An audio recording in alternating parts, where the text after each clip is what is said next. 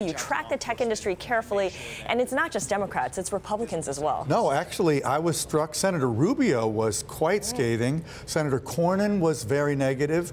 And Senator Burr, who was the chairman of the committee, was also, he ended it on a very downbeat note.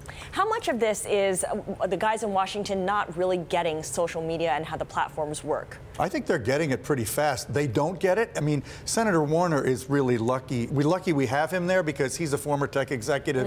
Nextel, you know, the guy knows a lot, and he was asking very well-informed questions. But in general, I thought they did way better than I would have expected, given my stereotype of Congress knowing literally nothing about tech. You mean the senators did?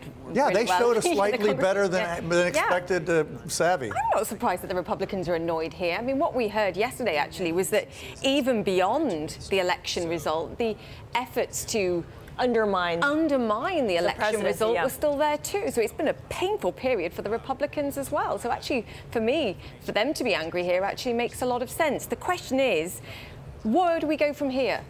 Well, I think we are in the beginning of a, super cycle of criticism. That's a word that's on everybody's lips these days. Super cycle. But super cycle of criticism of these tech companies for the foreseeable future. Right. I'm sure we will see Zuckerberg and Page in Congress before too long. They have to come and explain themselves at that level. This is not sufficient. Was there any pushback here at all from the general counsels of the tech firms? Because the head of security of Facebook said recently, look, as far as the line being drawn on interference here, we don't want to be the ministry of truth in terms of filtering information. So there is a line somewhere here if they can find it. That's a very legitimate point. I mean, there are two sides to this. Facebook is allowing all this nefarious activity, just to take Facebook. At the same time, we don't want them to suppress freedom of speech. So balancing those things is terribly difficult. But I would say the lawyers did not really push back much. In fact, at one point, they were asked bluntly, did you do enough? And all three of them said, Google, no, Twitter, no, Facebook, no.